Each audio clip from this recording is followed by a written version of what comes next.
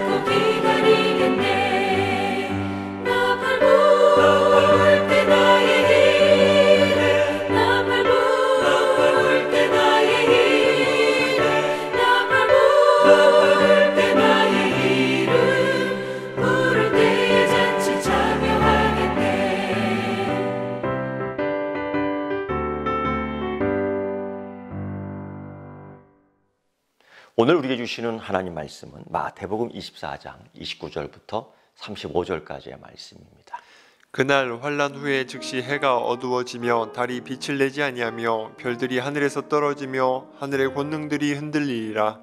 그때에 인자의 징조가 하늘에서 보이겠고 그때에 땅의 모든 족속들이 통곡하며 그들이 인자가 구름을 타고 능력과 큰 영광으로 오는 것을 보리라.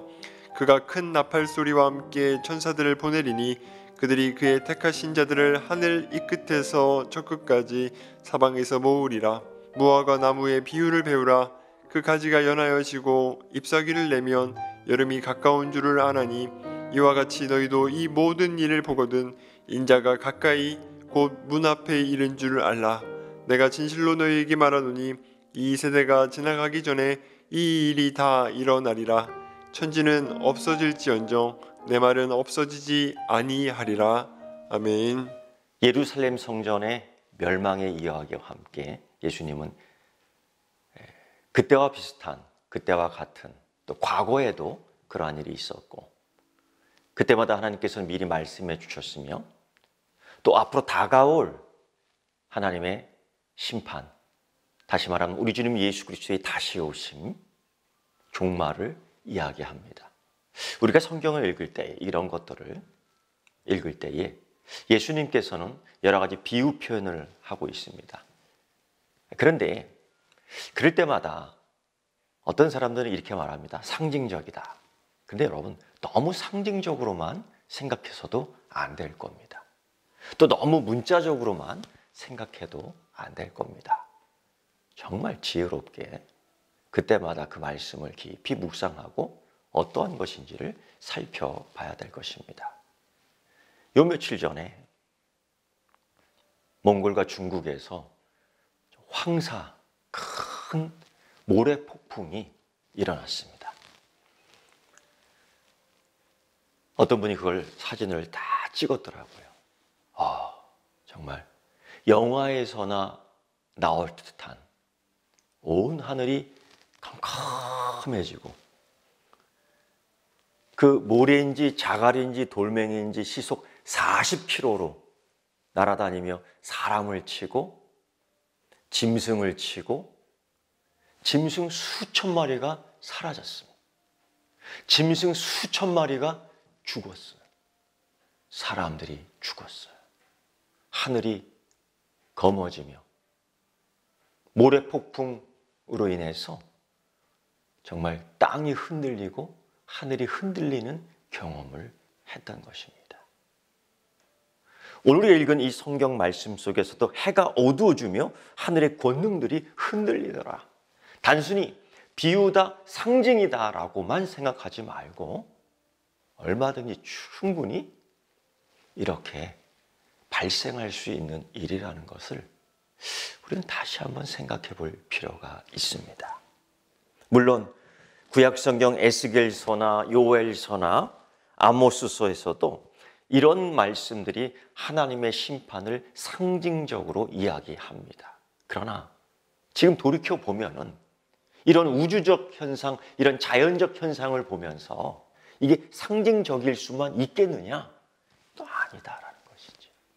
여러분, 조심조심해서 우리가 다가올 미래의 그 종말을 준비하는 정말 지혜로운 그리스도인 되기를 바랍니다.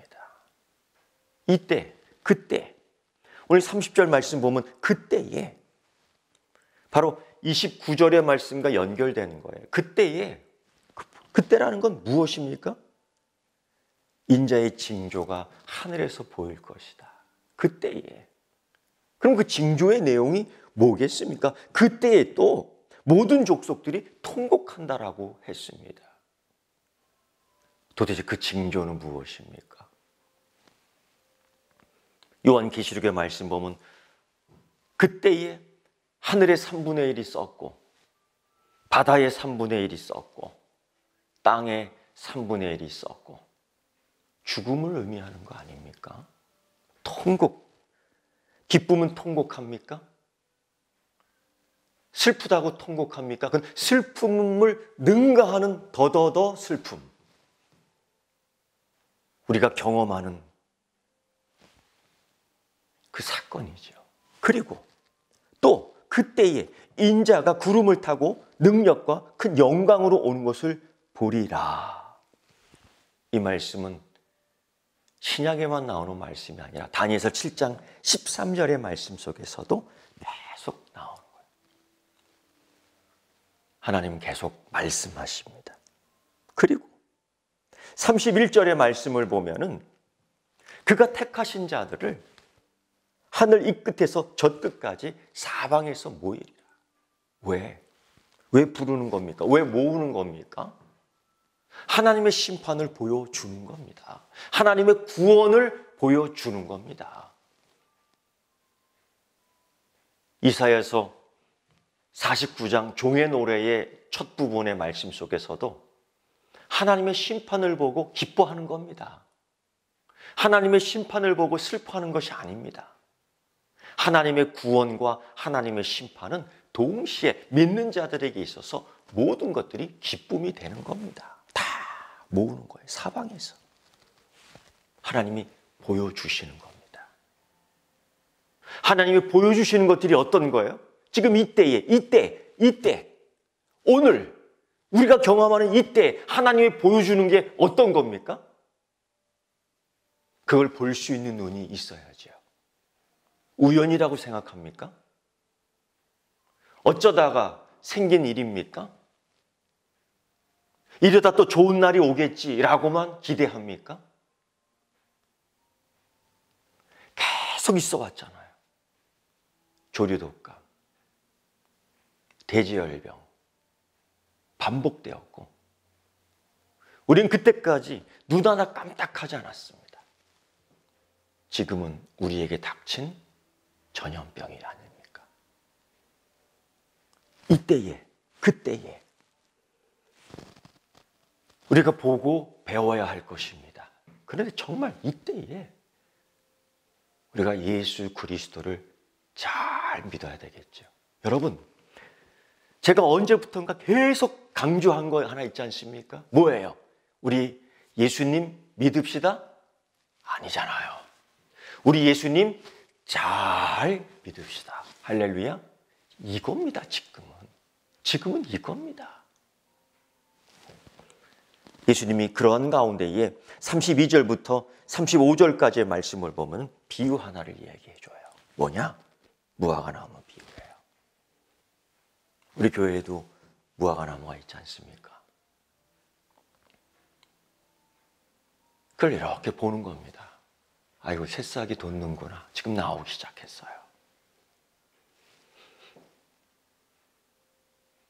푸른 잎이 나오기 시작합니다.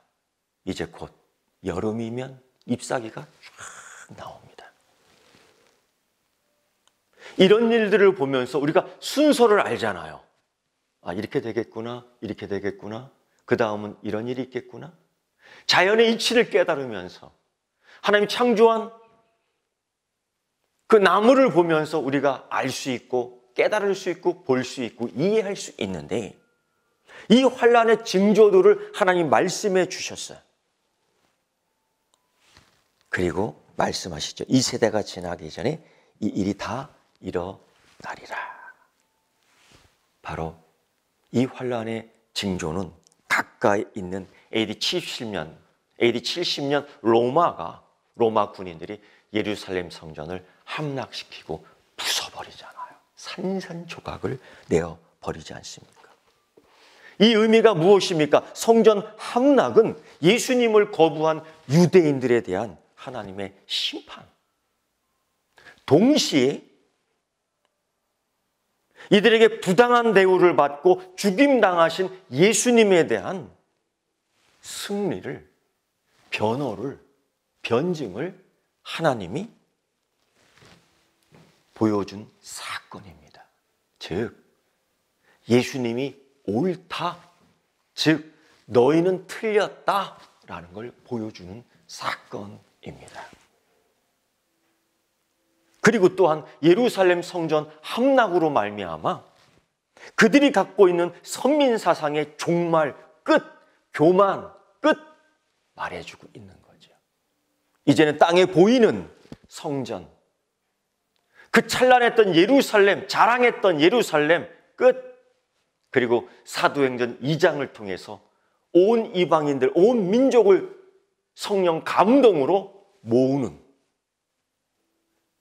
하나님의 자녀들을 모으는 그 사건의 본 모습을 보여준 겁니다. 사랑하는 성도 여러분, 징조가 보이십니까? 깨달아집니까? 예. 볼 수 있고 깨닫는 여러분 되기를 축원합니다. 기도하겠습니다.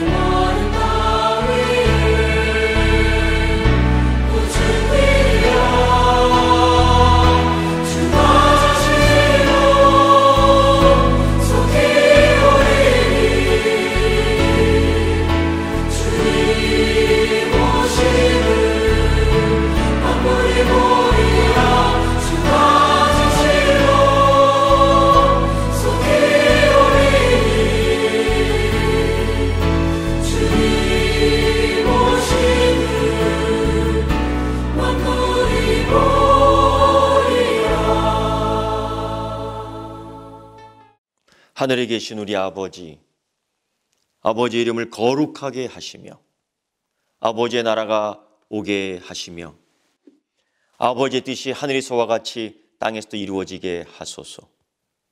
오늘 우리에게 일용할 양식을 주시고 우리가 우리에게 잘못한 사람을 용서하여 준 것 같이 우리 죄를 용서하여 주시고 우리 시험에 빠지지 않게 하시고 악에서 구하소서. 나라와 권능과 영광이 영원히 아버지의 것입니다. 아멘.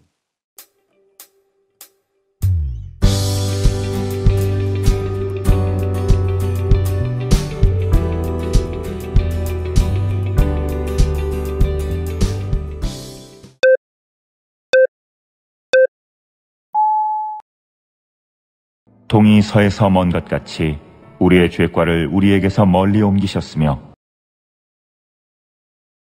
동이 서에서 먼 것 같이 우리의 죄과를 우리에게서 멀리 옮기셨으며 동이 서에서 먼 것 같이 우리의 죄과를 우리에게서 멀리 옮기셨으며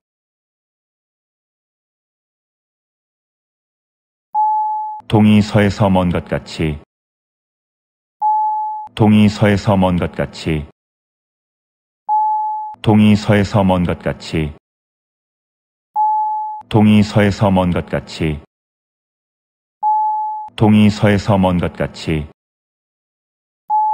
우리의 죄과를 우리에게서 멀리 옮기셨으며 우리의 죄과를 우리에게서 멀리 옮기셨으며 우리의 죄과를 우리에게서 멀리 옮기셨으며 우리의 죄과를 우리에게서 멀리 옮기셨으며 우리의 죄과를 우리에게서 멀리 옮기셨으며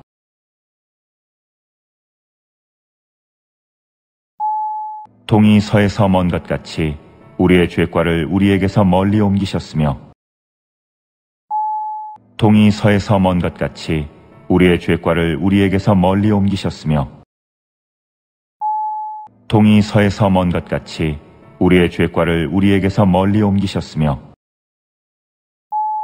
동이 서에서 먼 것 같이 우리의 죄과를 우리에게서 멀리 옮기셨으며 동이 서에서 먼 것 같이 우리의 죄과를 우리에게서 멀리 옮기셨으며 그 사랑 이 땅에 오사 우리와 가까워지셨네